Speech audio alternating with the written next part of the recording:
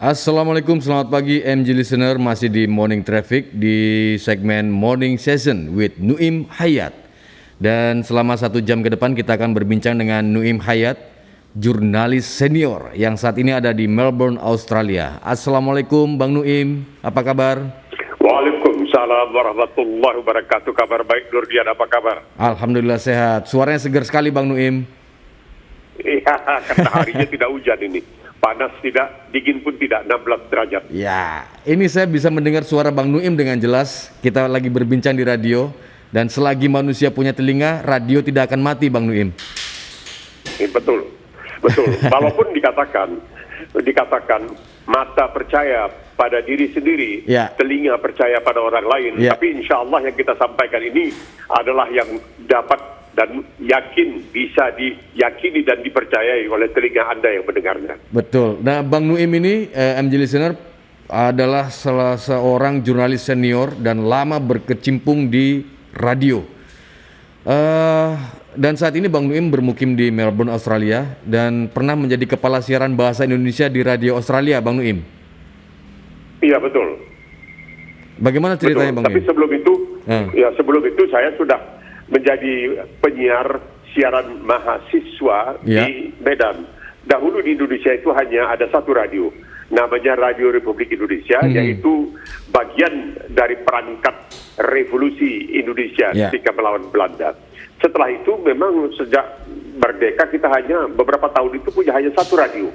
Jadi radio itu adalah RRI, tidak ada radio-radio swasta ini. Dan sebenarnya radio swasta ini setelah tahun 65 barangkali mulai bermunculan radio-radio swasta. Jadi pada waktu itu setiap universitas, paling tidak di Medan ya, di Sumatera Utara pada waktu itu, tiap minggu itu mendapat kesempatan untuk membuat apa yang disebutkan sebagai siaran mahasiswa. Jadi maksudnya adalah RRI memberikan semacam keanekaan atau keragaman pada siaran-siarannya agar dapat diikuti oleh, kalau bisa ya, semua anggota masyarakat. Tidak ada televisi, hanya ada radio, dan radio yang satu itu adalah radio RRI. Nah, setelah itu saya pindah ke surat kabar. Setelah surat kabar mendapat kesempatan untuk bekerja di BBC London, siaran bahasa Indonesia. Jadi banyak di situ belajar tentang radio, kemudian pindah ke Australia, kemudian ditarik kembali ke BBC, kemudian balik lagi ke Australia. Akhirnya bolak-balik antara BBC dengan Australia. Walaupun sebenarnya pernah juga ditawari oleh Suara Amerika, tapi saya tolak karena sistem kerjanya, ya, kebijakannya agak berbeda jika dibandingkan dengan BBC ataupun dengan Radio Australia. Kenapa Bang? Kenapa nggak mau terima itu? Karena pertama di Suara Amerika itu terlalu ketat pengawasan. Jadi setiap siaran itu mendapat pengawasan yang ketat sekali. Sementara di BBC dan juga di Radio Australia, bedanya BBC dan Radio Australia itu bukan milik pemerintah. Suara Amerika itu milik pemerintah. Suara Amerika itu bagian dari instalasi pemerintah. Kalau BBC dengan Radio Australia, mereka menggunakan semboyan siaran itu without fear or favor, tanpa rasa takut, tanpa pilih kasih. Nah, ini kadang-kadang orang tidak mengerti. Lah, mana mungkin Radio Australia bisa seenaknya saja. Anda warga negara Indonesia, ya Alhamdulillah saya sampai sekarang ini warga negara Indonesia. Anda menyiar melalui Radio Australia, apakah tidak diberitahu? Tidak pernah. Saya berani sumpah tanya kepada kawan-kawan, tidak pernah diberitahu. Kamu mesti menyiarkan ini. Tidak, tapi kamu harus patuh pada kode etik broadcasting. Kode etik siaran itu kamu harus patuh pada itu. Tidak bisa pilih kasih, tidak rasa takut, tidak ada pilih kasih. Nah, tidak banyak yang mengetahui. Sebagaimana halnya dengan BBC, Radio Australia atau ABC, badan induknya ABC, kemudian siaran luar negerinya disebut Radio Australia, itu setiap tahun mendapatkan biaya bukan dari pemerintah, tetapi melalui pemerintah Australia. Itu mendapat biaya dari negara. Misalnya untuk 3 tahun ini, ABC mendapat biaya kira-kira setiap tahunnya $1,2 miliar. Jadi itu untuk radio, untuk televisi, untuk pokoknya segala macam orkestra dan sebagainya. Nah, tapi pemerintah tidak bisa turun tangan untuk mengendalikan. Saya ingat pada suatu kali ketika Perdana Menteri Australia bernama Bob Hawke menerima keluhan dari Presiden Soeharto. Presiden Soeharto sangat tidak suka kepada Radio Australia, tidak suka kepada ABC. Karena Ketika itu Bang Nuim masih di Indonesia atau sudah di luar negeri? Oh, sudah di Australia, di Melbourne. Ya, jadi Presiden Soeharto mengeluh sebenarnya, mengadukan halnya kepada Perdana Menteri Bob Hawke. Bagaimana tuh nggak bisa diatur apa itu? Bob Hawke bilang, Tuan Presiden, kalau bisa diatur, saya manusia paling bahagia di dunia. Tuan harus lihat, katanya, saya sama hari itu karikatur di koran, katanya, diejek, di radio, di televisi, setengah mati. Saya tidak bisa bikin apa-apa. Ya, tapi kan duitnya dari kamu, bukan dari saya. Duitnya dari rakyat Australia. Saya hanya bertugas untuk menyalurkan kepada ABC. Saya tidak berhak untuk mengatur semua itu. Nah, oleh sebab itu, tanpa banyak yang mengetahui, kenyataannya adalah kalau di Australia ini, dua lembaga negara yang paling dipercaya oleh rakyat adalah apa yang disebutkan Mahkamah Agung Australia dan juga Badan Siaran ABC. Nah, anehnya Mahkamah Agung Australia ini namanya bukan Mahkamah Agung, tetapi Pengadilan Tinggi. Jadi dia menyebutnya High Court, Pengadilan Tinggi. Tapi ya Hakim Agungnya 7 orang dan ini sangat berkuasa. Inilah upaya hukum terakhir berada di Pengadilan Tinggi ini yang 7 orang Hakim Agungnya. Nah, ini Hakim Agung Pengadilan Tinggi Australia dengan ABC ini adalah dua lembaga yang paling dipercaya oleh rakyat Australia. Kenapa? Ya karena mereka tidak boleh pilih kasih dan mereka juga tidak boleh punya rasa takut. Jadi saya dulu sering diundang ya ke Brunei, ke Iran, Kuala Lumpur, kemana untuk menyampaikan makalah mengenai siaran karena mereka menganggap agak aneh di Radio Australia ini. Ini yang dipekerjakan orang-orang Indonesia, orang Vietnam, orang Kamboja, orang Papua New Guinea, orang Perancis dan lain sebagainya. Tapi mereka itu tidak pernah diatur. Mereka hanya diberitahu, ini kode etik siaran. Udah, sesuai dengan ini, tidak perlu melakukan rujukan ke atas atau ke bawah. Kalian masuk ke studio, siarkan sesuai dengan apa yang mereka apa yang kamu anggap sesuai dengan kode etiknya. Bang Nuim, selama berkarir di Radio Republik Indonesia yang usianya juga sudah kira-kira hampir sama dengan usia Republik Indonesia ini, apa yang ketika itu pengalaman yang akan bagikan Bang Nuim kepada MG Radio Network dan para pendengar? Ya, karena pada akhirnya RRI juga harus mengakui bahwa mereka tidak bisa terus-menerus mempertahankan gaya lama mereka. Betul, mereka merupakan bagian dari revolusi, tapi dengan perkembangan masyarakat, mulai adanya radio-radio swasta niaga, tapi itu dibatasi. Nah, itu Nurdian mesti ingat bahwa radio-radio swasta niaga yang diperbolehkan oleh Orde Baru waktu itu, tapi dibatasi hanya sebagai sumber hiburan, bukan sumber informasi. Informasinya tentu adalah informasi yang dikehendaki oleh pemerintah, bukan informasi yang seharusnya bisa mencerdaskan kehidupan bangsa seperti yang suka disebutkan di dalam undang-undang kita. Jadi ketika akhirnya Orde Baru jatuh dan pemilihan umum yang bebas aktif, betul-betul bebaslah akan diselenggarakan di Indonesia, agak kewalahan ini bagaimana radio akan menjalankan tugasnya sebagai badan siaran untuk menyampaikan kepada masyarakat berita-berita segala sesuatunya mengenai pemilihan itu. Karena sekarang yang akan dipilih itu sudah makin banyak dan sebagainya. Akhirnya mula-mula diputuskan oleh sebuah lembaga swadaya masyarakat, kalau tidak salah saya milik Amerika, tapi pimpinannya dari Kanada.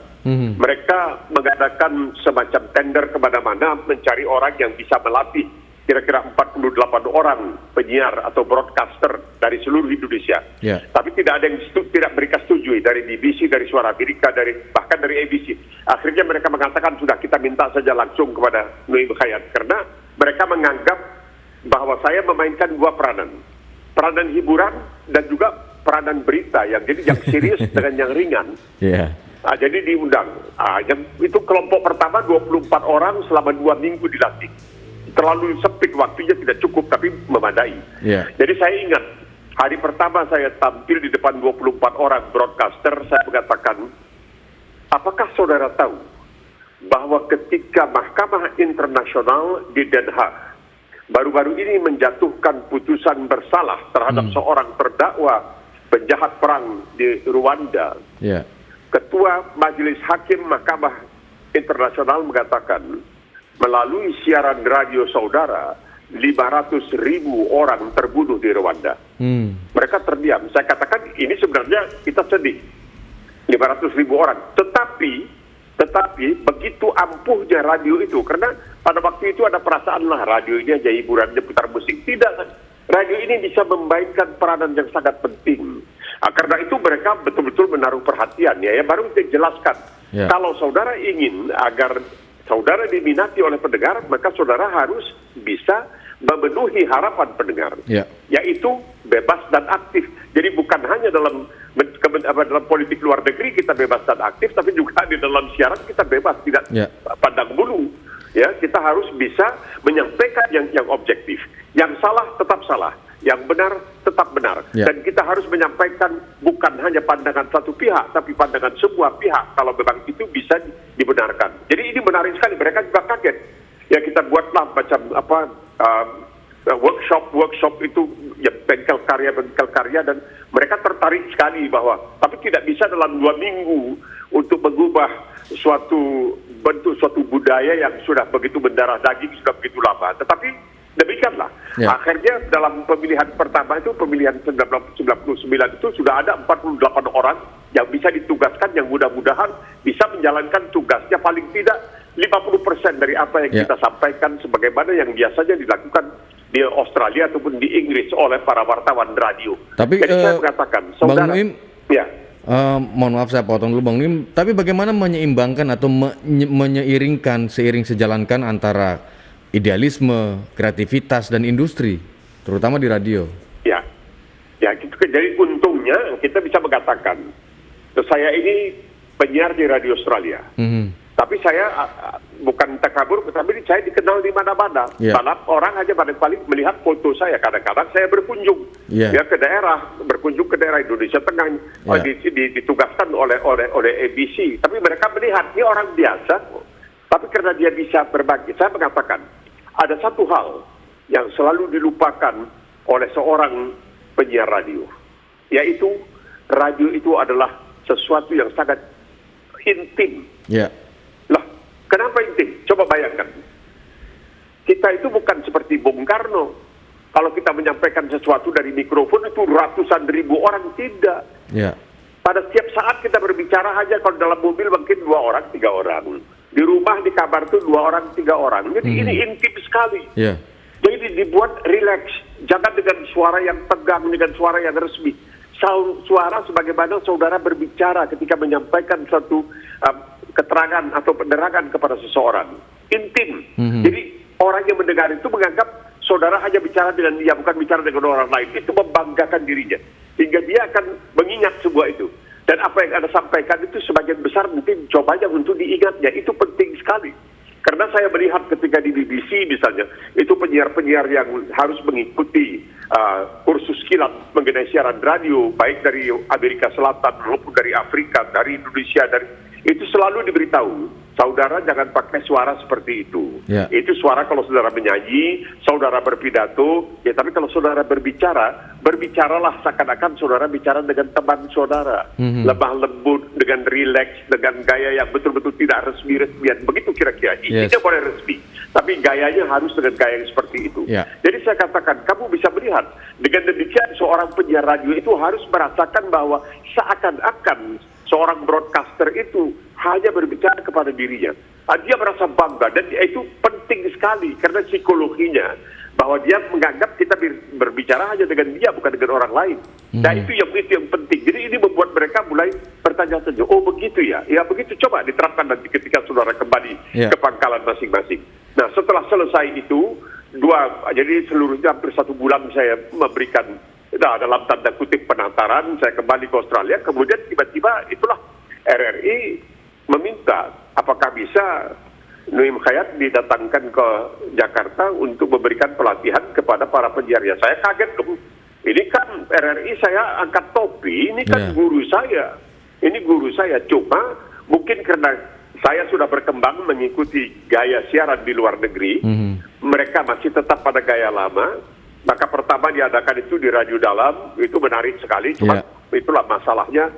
Di Radio Dalam itu waktu itu yang masak untuk makanan siang itu ada seorang pemasak, juru masak yang lodehnya sama sayur asamnya enaknya luar biasa sehingga saya dikegemukan pada waktu itu. Tapi nggak apa-apa lah, 2 minggu sih itu melatih. setelah melatih 2 minggu itu di bawah Pardi Hadi. Ya. Waktu itu Direktur Jenderal itu Pardi Hadi. 2 minggu berhasil. Kembali lagi, tidak lama kemudian dipanggil lagi. 2 minggu lagi. Kali ini pelatihan diadakan di RRI, langsung di RRI dan sebagainya. Ya. Dan itu bahkan saya diberikan kesempatan di akhir pekan untuk mengambil alih siaran program nasional. Saya hanya dikatakan, Pak Nuim tolong datang pagi hari Sabtu jam sekian, datang Pak Nuim, ini bagian teknik kita dan Pak Nuim ini studio dan sebagainya, terserah mau bikin siaran apa saja. Jadi ini menarik dan responsnya memang bagus sekali. Tapi yang penting itu adalah menyampaikan kiat-kiat penyiaran sehingga orang itu betul-betul merasa bahwa aduh, dia itu penyiar itu hanya bicara dengan saya. Jadi itu membuat rasa bangga yang sangat luar biasa pada dirinya. Oleh sebab itu Radio Australia di zamannya itu bisa menerima sampai 200-300 ribu surat setahun. 200-300 ribu surat setahun itu dari pendengar di Indonesia dalam bentuk hard copy. Ya, itu payah masuk akal. Tetapi karena memang siaran kita itu, siaran di Radio Australia itu tidak ada berpihak ke kiri atau ke kanan. Kita mencoba untuk berpihak kepada kebenaran yang tidak begitu disukai oleh pemerintah Orde Baru, terus terang saja. Tapi pemerintah Orde Baru juga mengetahui kalau rakyat ingin mengetahui berita yang sebenarnya. Misalnya, satu misal saja, waktu itu ada petisi 50. Dari mana rakyat di Indonesia tahu tentang petisi 50 kalau bukan dari Radio Australia? Dan orang itu suka bertanya kepada saya, kenapa Radio Australia itu kok bisa begitu cepat? Ya karena kami tidak perlu merujuk ke atas atau ke bawah. Kalau ada berita dan kami yakini berita ini benar adanya, ya kami siarkan. Tidak perlu ditanya kepada bos ini, nggak ada, itu tidak ada persoalan. Saya berani sumpah, tidak pernah diberitahu, kamu mesti bikin siaran ini. Tidak ada. Kamu menyiar sesuai dengan kode etik, silakan. Itu membuat kita barangkali menjadi begitu terkenal, terpopuler, sehingga ketika Radio Delta di Jakarta ingin membuat siaran yang berbeda tahun 1994, itu mereka meminta kepada saya untuk sebagai perintis. Ya, jadi kami mulai dari Kebagusan, itu ada studio di Kebagusan. Ya, di studionya sederhana sekali, bikin acara-acara yang beda dengan acara-acara sebelumnya oleh radio-radio swasta diangga. Tapi kamilah barangkali radio swasta jaga yang paling sering mendapat teguran. Waktu itu dipimpin organisasinya oleh Mbak Tutut. Itu tidak membolehkan siaran ini, siaran itu. Karena kita mulai bicara, putar lagu tapi bicara. Kemudian kita clipping koran-koran di Jakarta pada hari itu. Kalau ada berita yang menarik, kita katakan, wah ini kalau di Australia, atau ini kalau di Amerika, atau ini kalau di Inggris, ini cara penanganannya begini. Dan itu menarik sekali. Orang datang bawa pakai mobil Mercedes, bawa piringan hitam dan sebagainya, menyerahkan kepada kami supaya katanya kami bisa juga ikut menikmati. Lah saya katakan, saudara kan bisa mendengarkan piringan hitam di rumah. Oh enggak sama seperti kalau katanya yang memutarkan Delta dan kami dengar di mobil lain lagi. Dan kami sangat berterima kasih karena ini siarannya tidak hanya lagu, ngomong-ngomong, kelakar, joke, guyon, tapi ini ada isi beritanya. Jadi itu memang manusia itu memang menginginkan sekali berita seperti itu. Tapi pada akhirnya saya dilarang. Saya dipanggil, saya diberitahu pada hari Jumat, bawa makan siang, dikasih tahu hari Senin, saudara boleh menyiar tapi hanya putar lagu dan bicara mengenai artisnya. Tidak boleh bicara mengenai politik, tidak boleh bicara. Saya bilang nggak bisa kalau begitu. Ya apa boleh buat. Pada akhirnya memang saya diadili tahun 94, 95 saya selesai, saya kembali ke Radio Australia. 96 saya mendampingi Perdana Menteri Australia John Howard ke Indonesia, kunjungan pertama. Begitu sampai di istana, saya dibawa ke dalam sebuah ruangan oleh Mensesnek Murdiono. Saya diadili waktu itu. Dianggap katanya bau begacau balaukan Indonesia. Kenapa? Saya katakan, ya karena orang harusnya bisa menikmati hasil pembangunan. Saudara menyuruh orang berpikir. Lah, menyuruh orang berpikir itu seharusnya bagus. Mau dicabut paspor saya ini tuh, tapi tidak jadi. Jadi maksudnya, adakah mungkin suatu rezim yang begitu berkuasa di Indonesia takut pada siaran radio? Nah, itulah peranan radio, Nurian. Jadi tidak bisa disepelekan. Ya, Bang Nuim, kemajuan teknologi ini banyak membuat banyak orang juga pesimis bahwa radio mampu bertahan hingga abad 21. Dan nyatanya, industri radio saat ini sudah berkembang biak, bahkan sudah berevolusi. Bagaimana ceritanya, Bang? Itu dia. Dari sejak awal ketika televisi diciptakan, semua orang mengatakan, wah ini habis. Tamat riwayat radio, habis ini, nggak akan ada mungkin orang. Tidak bisa, Nurdian. Ya. Dengan radio itu maaf cakap, kalau Nurdian masuk kamar mandi masih bisa bawa radio. Bagaimana mau bawa televisi ke kamar mandi? Yeah. Dalam mobil bawa radio. Mau kerja berkebun di halaman rumah bawa radio bisa. Sambil jalan-jalan kita lagi jogging mendengarkan radio bisa. Mana bisa mendengarkan televisi? Yeah. Sedangkan manusia itu ingin sekali bukan saja hiburan tetapi juga tentunya informasi. Dan radio ini paling cepat. Paling cepat. Kalau televisi itu untuk berapa banyak orang harus dikerahkan. Kalau radio ini kan cepat sekali bisa disiarkan kemana-mana. Dengan sangat mudah bisa disampaikan kepada sidang pendengarnya. Oleh sebab itu ketika dikatakan radio akan punah, tidak juga. Akhirnya ya radio masih bertahan. Coba bayangkan. Itu di Amerika. Ada seorang penyiar radio yang, aduh kalau dengar siarannya kita jijik. Karena dia itu begitu sayap kanan, begitu itu orang betul-betul radikal sayap kanan kulit putih, namanya Rush Limbaugh. Itu dia taken kontrak 3 tahun sama $37 juta. Di Australia ini ada seorang bernama Alan Jones. Dia mantan guru sekolah, dia gay. Dan dia juga mantan pelatih olahraga sepak bola rugby. Dia menyiar di Sydney. Itu dia gajinya $10 juta setahun. Sehingga pernah seorang Perdana Menteri di Australia mengatakan, kalau saudara ingin menang dalam pemilihan umum di Australia, harus dekat dengan dia. Pokoknya kalau dia bilang pilih ini, itu mayoritas katanya pendengarnya akan pilih itu, karena mereka begitu percaya kepada dia. Padahal dia itu siarannya, ya Allah, itu siaran kanan yang 100% kanan yang tidak masuk di akal kadang-kadang ucapan-ucapan dia itu. Tapi begitu mudahnya, karena apa? Setiap orang yang mendengar itu merasa, aduh dia bicara hanya dengan saya, bukan dengan orang lain. Dan itu saya percaya kepada dia. Ya gaji $10 juta setahun. Di Amerika itu Rush Limbaugh itu $37 juta setahun. Itu sangat luar biasa kalau dipikirkan dalam soal gaji. Karena apa? Karena efektivitasnya. Karena keampuhan radio itu bisa menjangkau, mempengaruhi, membuat seseorang itu lalu merasa bahwa dia sajalah yang disayangi oleh penyiar ini. Oleh sebab itu dia mau balas budinya. Ini tidak bisa. Dahulu, barangkali Nurdian masih ingat, ada yang namanya BlackBerry. Wah, BlackBerry. Akhirnya sebentar hancur. Orang bilang habis BlackBerry, masih hancur. Datang lagi sekarang WhatsApp, datang Twitter, datang. Tidak bisa mengalahkan radio. Radio itu adalah sesuatu yang sangat intim. Ketika orang mendengarkan, itu seakan-akan dia merasa bahwa aku masih diperlukan oleh orang ini. Sehingga aku diajaknya berbicara. Apalagi dengan kemudian orang bisa menelpon. Bisa menelpon interaktif kemarin ke studio dan sebagainya. Itu, jadi saya heran. Maaf ya, ini agak rahasia sedikit. Saya heran tahun 2002 dihubungi oleh pemerintah Australia yang mengatakan bahwa Ratu Elizabeth ini mau memberikan penghargaan kepada saudara.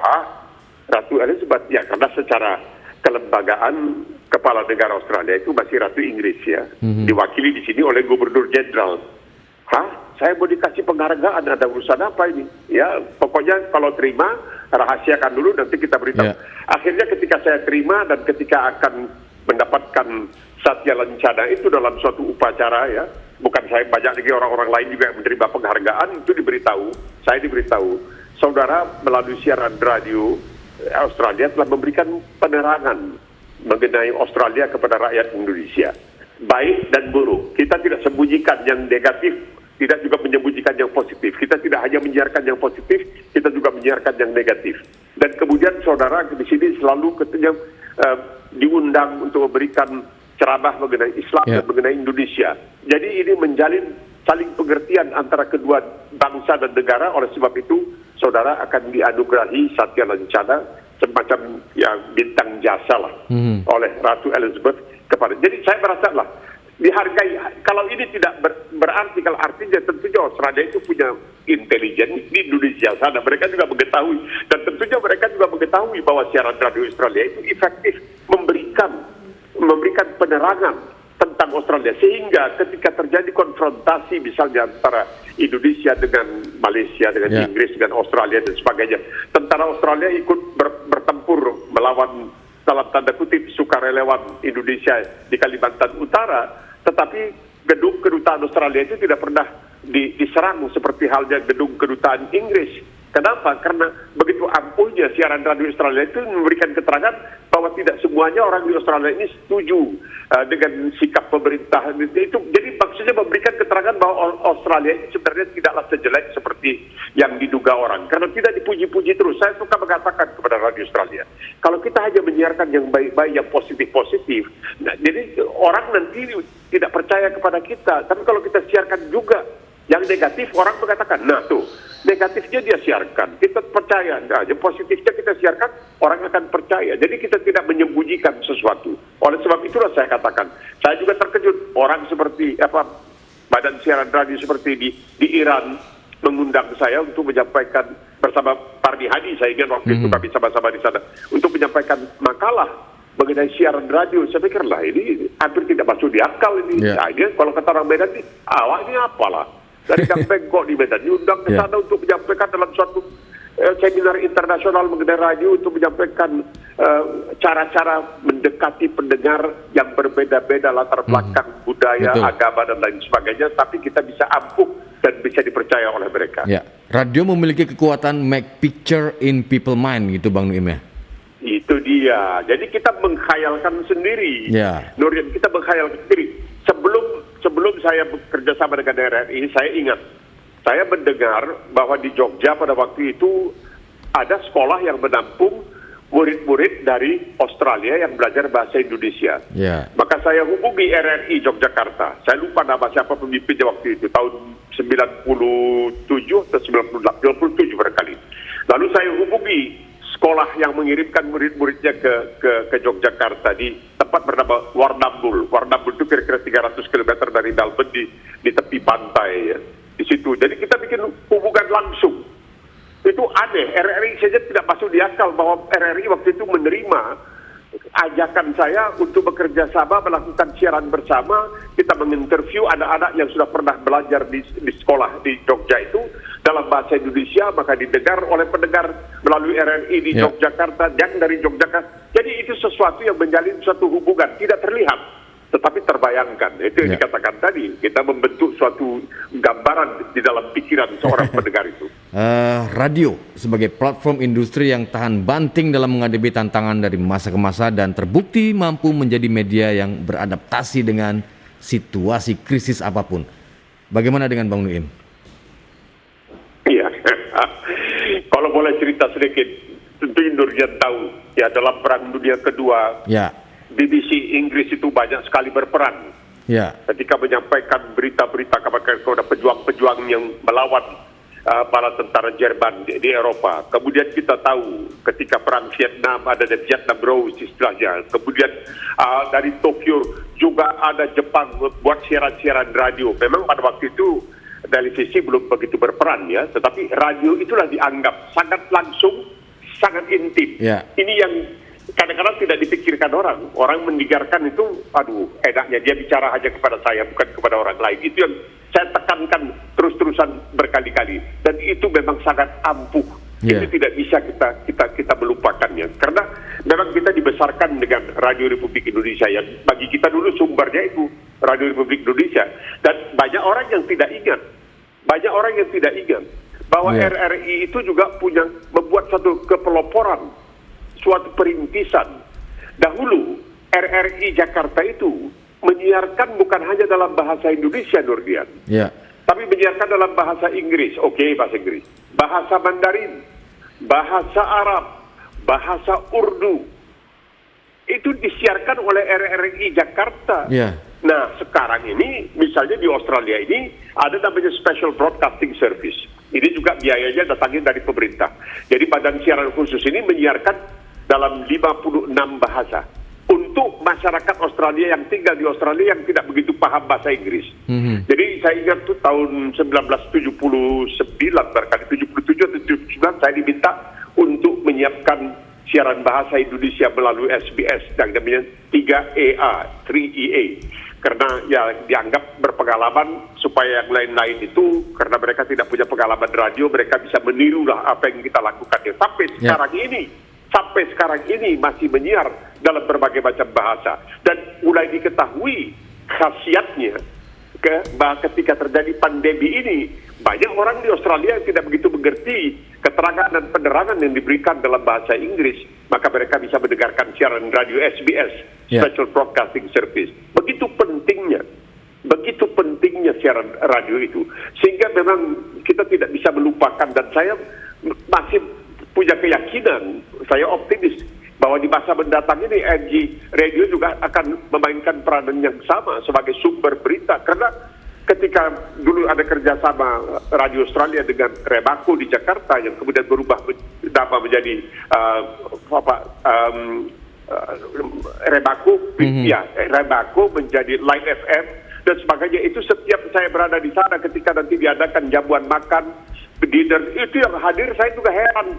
Adakah begitu banyak orang yang mendengarkan radio ini dan mereka itu ingin melihat penyiarnya? Cuman ya itu banyak yang kecewa ketika melihat orangnya. Itu yang dikatakan orang Melayu, indah kabar dari rupa. Kabarnya di mikrofon begini-begini, lihat orangnya mengecewakan, tidak sesuai orangnya dengan suaranya. Ya boleh buat sudah lah, itu takdir lah, itu tidak bisa. Tapi kalau bersembunyi di belakang mikrofon itu masih bisa lah kita berbagi informasi, motivasi dan juga inspirasi dengan para pendengar kita. Baik, Bang Nuim, terima kasih sudah bergabung bersama kami.